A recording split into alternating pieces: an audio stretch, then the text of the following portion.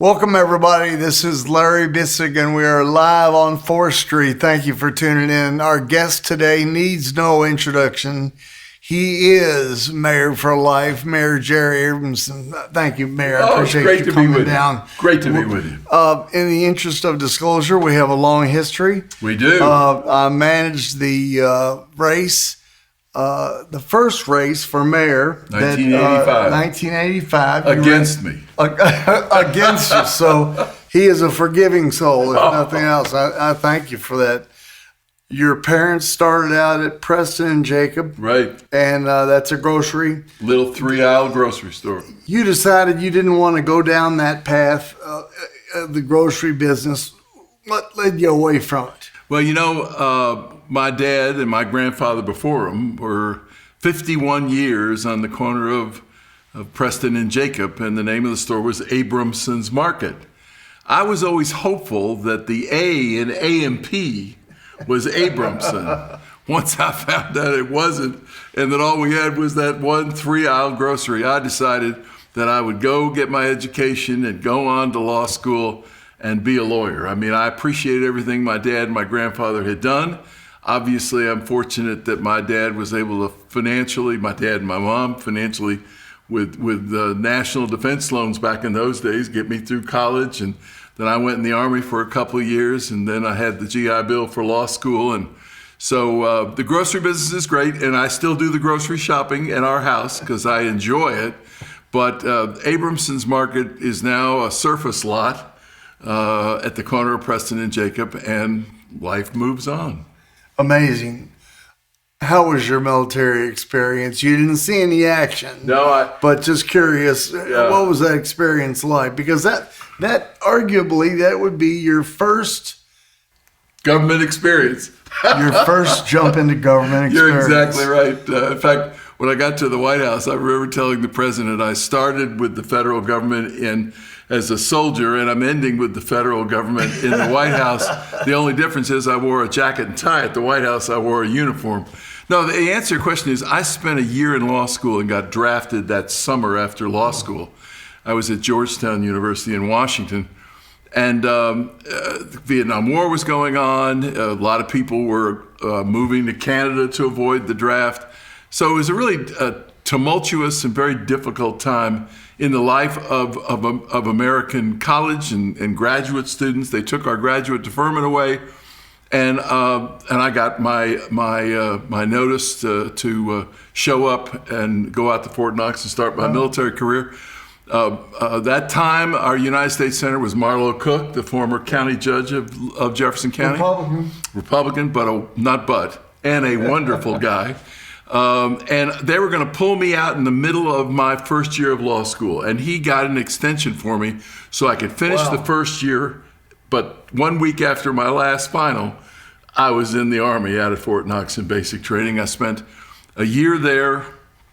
I was a law clerk, interestingly enough, in the JAG, the Judge Advocate. I got my orders to go to Vietnam. I went out to the West Coast for my second year in Oakland, California. Waited to ship over for 2 weeks. Three times a day you would go out onto the parade field and they'd call names and you'd get on a bus and go to a plane and fly to Long Binh, Vietnam. And finally they called my name. I thought, here we go. And I walked up and they said, you the law clerk? And I said, yes. And they said, President Nixon has put a cap on the number of troops in Vietnam. Law clerks, finance clerks, HR clerks, personnel, we don't need you guys in Vietnam. Go through that door, get your uniform back, and you can stay right here in San Francisco for your second year. And that's what I did. So, it was a good experience in the sense of meeting people from all walks of life. It was a real sociological experience when you're meeting cowboys from Wyoming and inner city guys from Detroit and Chicanos from San Diego. It just was an opportunity to begin to understand what America was all about, the value of being an American. But because the war was going on and because there was so much discord, it was a difficult time to serve.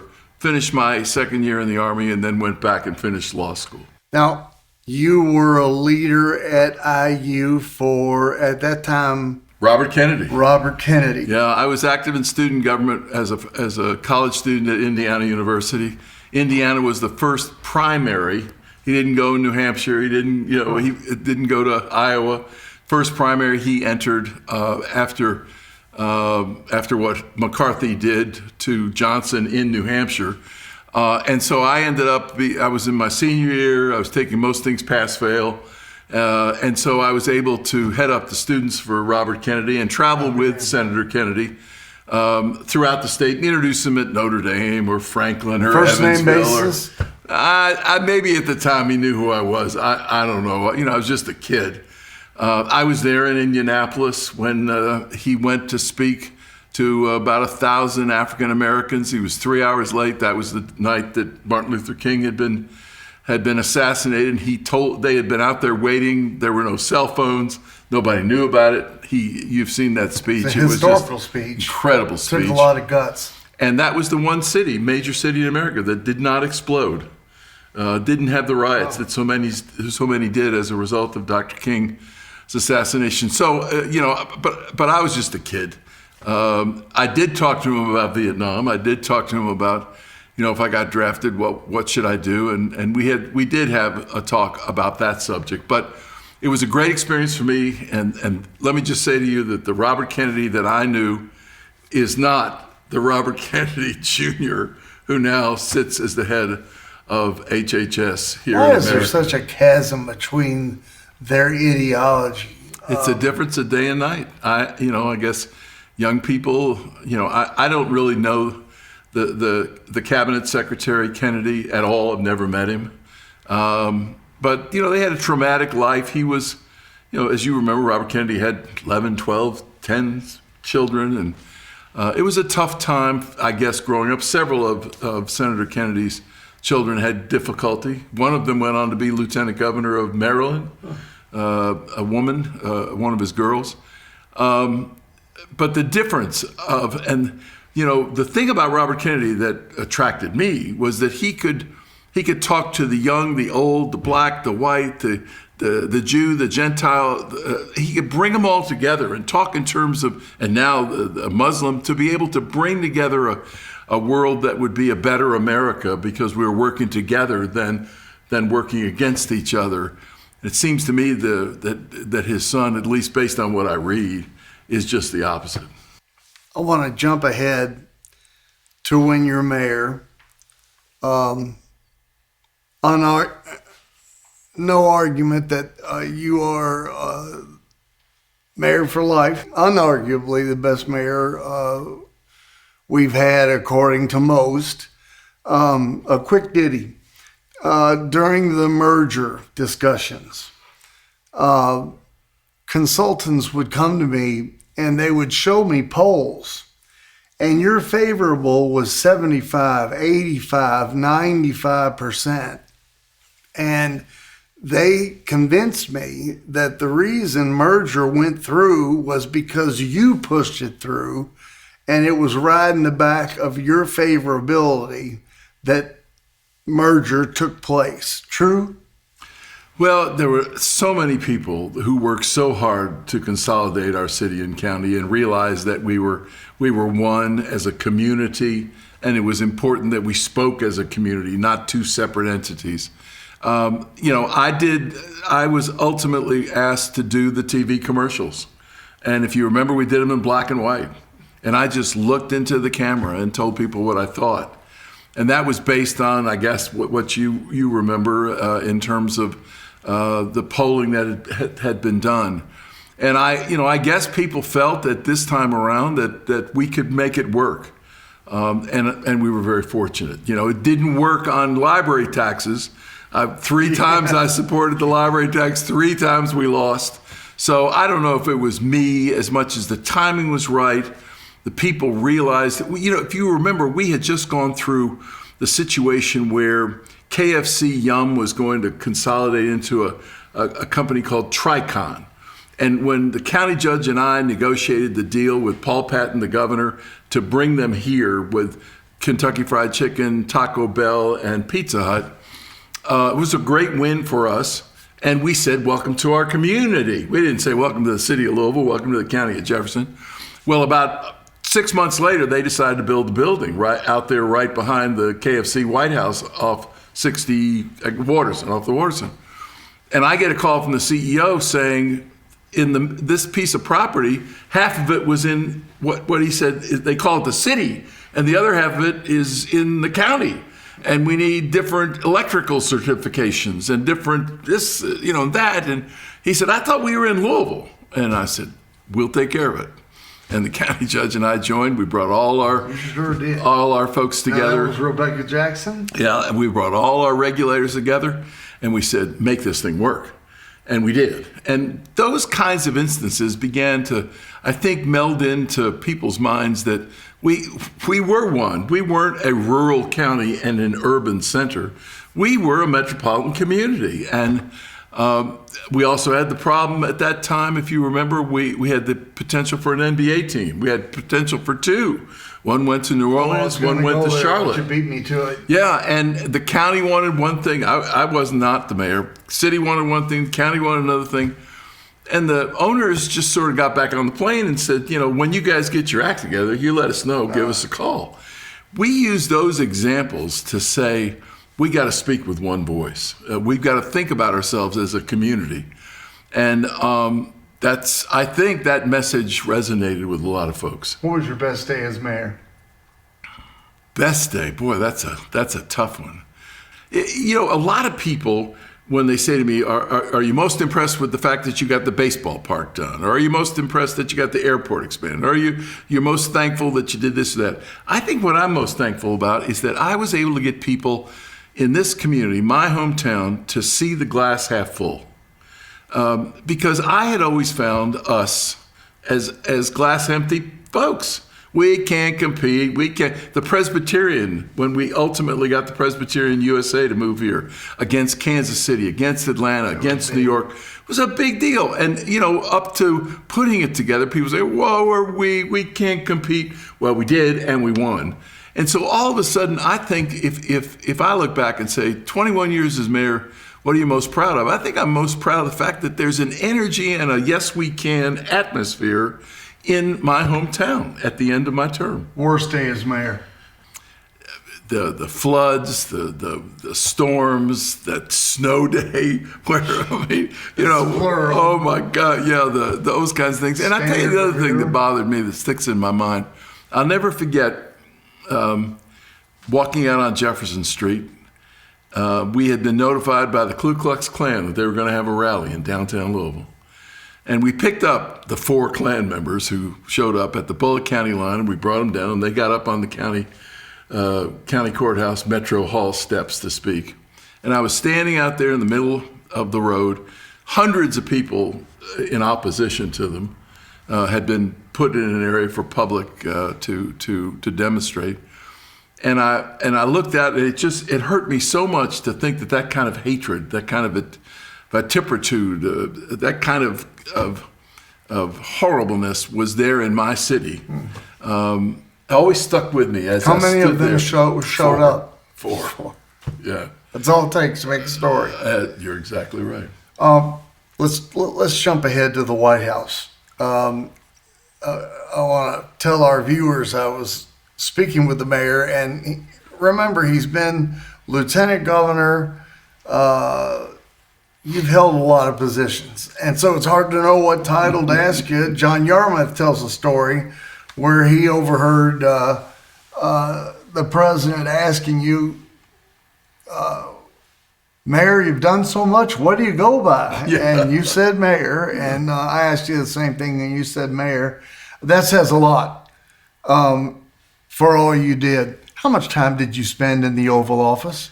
Well, I spent 2.5 years in the West Wing, and I would say, I probably visited the Oval Office, I don't know, 20 times, 25 times. Not a lot. Whoa. I mean, and it was the kind of things, my job was to deal with state and local government. So I'm dealing with governors, and there's a disaster in Florida.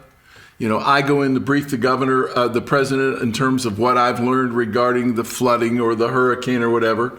and all that FEMA has done. I've put all that material together so that the president can then pick up the phone and call the governor and say, we've done this, we've done that, we've done this. What else do you need? Those were the kinds of times. Every morning at 7 o'clock in the Roosevelt Room, senior staff met for a kickoff of the day. And what people don't realize is how much reading and thinking the president has to do. For example, at the end of each day, all the issues that are percolating around the White House, you have different people giving their input into a memorandum that literally is sent home with the president up to his quarters that night. That in less than 3 pages says this is the strength for the argument to do this. This is the argument against it. What do you want us to do? And there's a go forward, no, need more information. And when I would be in the senior staff meetings at 7 o'clock in the morning, and the chief of staff, a guy named Dennis McDonough, would say, Jerry, could you stay after the meeting? That means that something that I was involved with had gone up to the president, and he wanted more information. And we'd walk right from the Roosevelt Room to the Oval, and the president would have a focus and simply say, I need this, this, and this to make this decision. And chief of staff would say, Jerry, we need your team to get together before he goes home tonight. And, I had 16 people working with me, and that's what we would do. So, and then those were the kinds of issues that brought me into the White House. You had a staff of 16? 16, state, local, city, county, state, and I had one person dealing with Indian reservations. We have over 500 Indian tribes throughout America. About 350 are in the bottom 48. Most of the rest are mostly in Alaska. My contacts in DNC, Democratic National Headquarters, some are better than others, but I'm told you're under a lot of pressure right now to go after Senator McConnell's seat. Are you feeling that pressure, and who's giving it to you? Yeah, I am not feeling the pressure. I have served my country and my community for my career, and I'm not interested. And nobody, once I say I'm not interested, people have stepped away. I think they do it more for flattery than reality. I mean, I'm 78 years old, and now's the time. September 12th, 1946. That was the day. So no. You're not getting any service. pressure.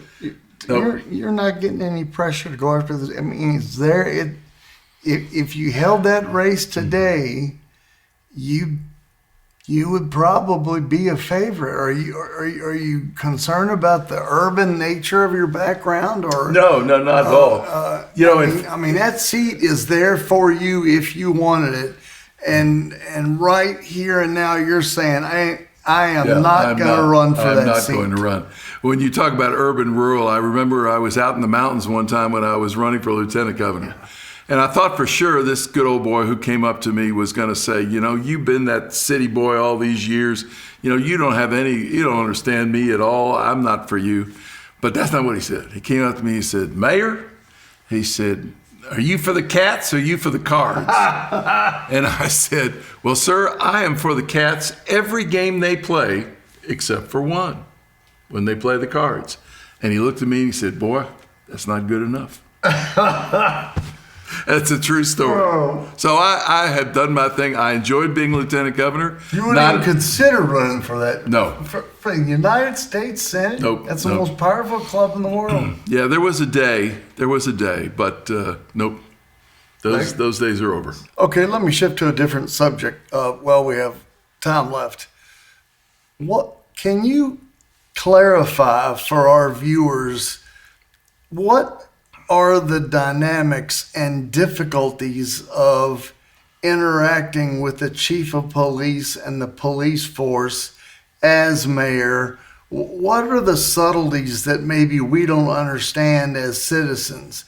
You brought in Chief White, first African American chief of police in Louisville, but for gosh sakes, it feels like there is a tension that we just can't get our arms around. What can you tell us about that dynamic that we need to know that would make us better citizens?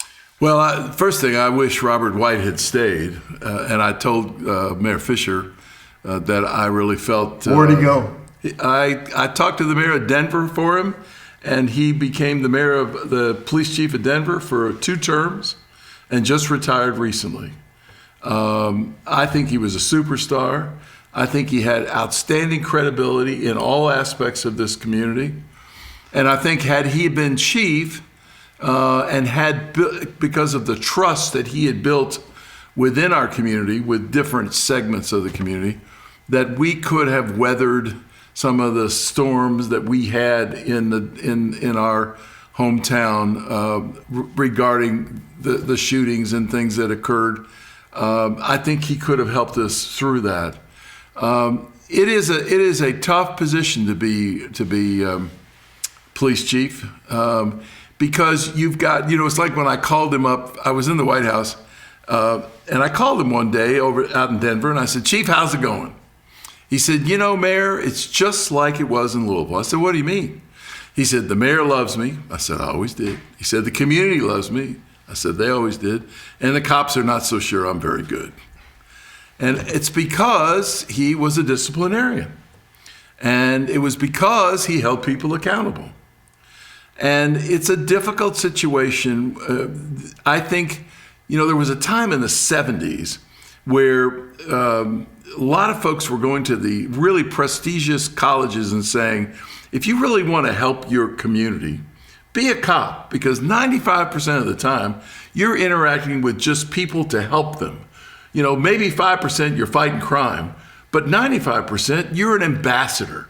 You're engaging, you're a social worker, you're all the kinds of things that in the 70s were very important to young people coming out of the 60s into their experience of that. And they got a lot of guys out of Harvard and Yale and Princeton that went into the police department. It's an incredibly important job for a community. It is an incredibly sensitive job because of either trust or lack of trust. If you've got a community that trusts you versus a community that distrusts you, you've got to spend an enormous amount of time to regain the trust of the people that you are serving. And unfortunately, in this day and age, in the world of cell phones and cameras and this and that, we see things that we wouldn't have seen otherwise. And when something is done incorrectly, it gets exploded on the media, not TV, newspaper anymore, but exploded in the cell phone world, in the computer world. You see it on Twitter before anywhere else. Social world. And so it's a very, very difficult job. When I see a police officer, I always thank them for what they do, because it's a tough job. Split-second decisions. You got a chief who wants to support you, but every now and then you're wrong, and the chief has to take the appropriate disciplinary action, and it's all on view. So the people who serve us as police officers, in my judgment, deserve not only a tip of the hat, but tremendous support.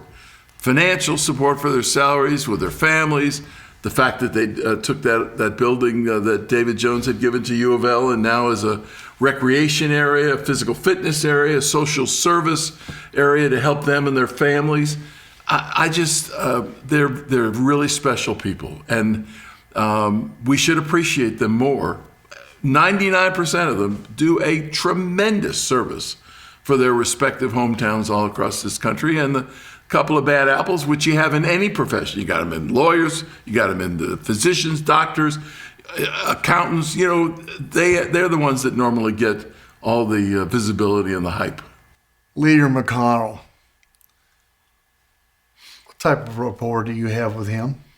I didn't have much when Wendell Ford was the senator, because I worked with Wendell Ford directly. If you read Hackett's most recent bio on McConnell, you find that I not only was a McConnell friend in the 70s, a McConnell supporter in the 70s. He was a very progressive, in my judgment, guy. He had an Office of Women in the 70s. He had a Consumer Protection Office in the 70s. I found him very bright and very focused. We sort of went our separate ways as his ideology changed. I think I just sort of stayed where I was, and we just disagreed on a lot of ideological, political points. If you read that book, and I recommend your viewers read the book, it's fabulous. The writer was given 55 hours of interview time with McConnell.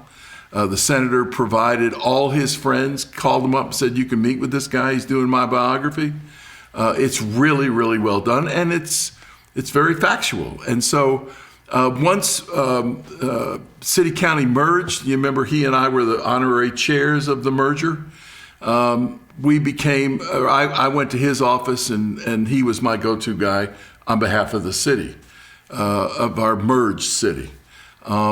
But I really didn't have much of a connection with him. I saw him when I was at the White House a couple times. He had come in and he'd stop up to say hello, especially when he was holding back the hearings for the Supreme Court nominee that President Obama had recommended. I had a long discussion with him about how I thought it was wrong and that there should be hearings, and he should have a vote. But so we've had an ongoing dialogue. We've always been friendly with each other, and I went to high school with his first wife.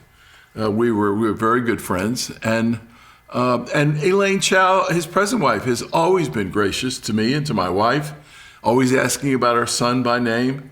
But Mitch is very calculating and focused on what he thinks is important. But we had a good working relationship for the good of the community.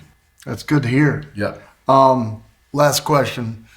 What's a better ride, Air Force One or the Beast? The Beast, excuse me. What's a better ride? Oh, you got it. I mean, Air Force One's just fabulous. I mean, How many times were you in Air Force One? I went with Clinton my first time when I was president of the Mayors of America, and Yitzhak Rabin was assassinated in Israel. We flew over for the funeral, had dinner, and flew back. And then I was on Air Force One with President Obama about 6 or 7 times. Yeah. And then on Air Force Two with Vice President Biden, maybe even more times, because he would speak to the mayors, speak to the governors, speak to the state legislators, associations, wherever they were having conferences, and I'd go out with them and brief them on the way out in terms of, these are the issues that counties are involved with, these are the issues state legislators are involved with. So, but the Beast is nice. I mean, because there is no traffic. I mean, you're riding in this car, and when you're with the president, the last time I rode the Beast was with the president coming down 65, coming in to make a speech. And when you're with the president, there is no traffic either way, north or south. When you're with the vice president, they just stop the traffic the way you're going. There's still traffic coming against you. But I'd take Air Force One. That was pretty neat. Did you sense any dimension at all with President Biden? I never did. 2017 was the last time, we walked out of the office together. The 2017, January 6th, 7th, 8th, something like that. President, vice president, everybody left. And so I spent the last 2.5 years in the administration, worked with the vice president often, and saw nothing but energy, intelligence, insightfulness, asked tough questions. That's been made up.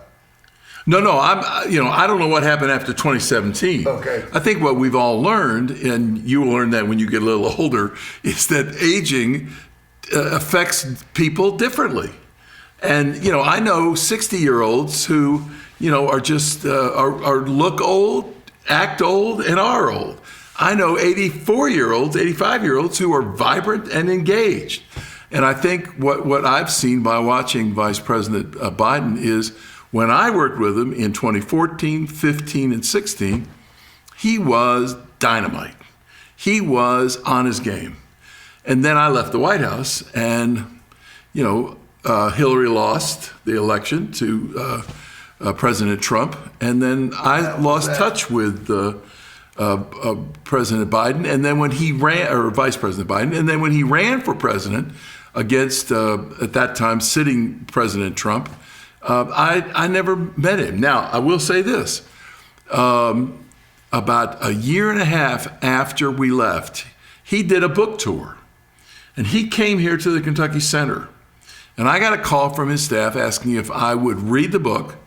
I can't remember what the name of it was that he had written about his life, and be the one that would interview him on the stage of the Kentucky Center for the Arts, which I did. And it was a complete sellout. It was really something. It must have been like 2018. And I had dinner with him that night, just the two of us. Really? And then went onto the Where? stage, backstage. They brought dinner into us backstage. And then we went out and sat on two couches, and I remember walking out. He always called me governor because he felt Well, as that was lieutenant governor legit. that was your highest That was office. legit. And so I said to him at dinner, I said, now when we go out on this stage, there is nobody in this room. 2,200 people got to call me mayor. So I walked out and he said, it's good to be here with you, with the mayor and Louisville, da-da-da-da. Again, 2018, that evening on his game was dynamic. And obviously over time, the aging process affected him much differently than it affects a lot of people. And it's just something we all should learn. And it also should tell you that if you've got a friend who's getting old, you ought to go out and see him or her and visit with them while things are good, because you just don't know how quickly things change. Yeah, you got a good heart. Question: if Wendell Cherry were still alive, would we have a professional basketball team? I think we would. Yeah. I think How we close were you and Wendell? You know, we close. Our law firm represented Humana, so I was with David and Wendell as a young associate. When I say I was with them, I don't mean to tell you I was running buddies. I was with them. When I was general counsel of John Y. Brown and Phyllis George in Frankfurt, when he was governor and she was first lady, and we did the deal with Humana to run the university hospital. I did that. I was a part of the lawyers who did that deal. So I was with Wendell and David and their buddy John Y., who they had all been friends forever. He's been a guest on this show, by the way. Who's that? Governor Brown. Oh. Very few people realize how many he helped Oh. and gave advice to. And the last interview he did before he passed away was right there in that I'll be seat. darned. Well, he Mayor. said to me when I was leaving the office after I was general counsel for 2.5 years to the governor, and he said to me, I was single, I was in my 30s. He said, I'm going to buy a company called Takey Audi in New Orleans. You ought to be the CEO so that you can make millions of dollars, and then if you want to be mayor someday, then you can run for office. But first you got to make your money, like I did. Yeah. I said, Governor, I don't think I'm a risk taker. I think I'm going to go back to the law firm, make a living, and someday hopefully have an opportunity to serve my community. But I'll never forget, I had a wonderful relationship with them both. And he was energy. He would walk in a room. He had that Clinton charisma that created excitement and energy. I really loved the guy. And Phyllis was just wonderful as the first lady. Yeah. Wonderful. I'll tell you, this community loves you. Well, thank you. And thank you for giving us some time today, Mayor My pleasure. Abramson. Good to be with you. And I'm with you all the way, baby. Thank you. All right, thank you. This is Larry Bisig, live on 4th Street. And keep tuning in, and thank you very much. And Mayor, thank you very much. Good to be with you.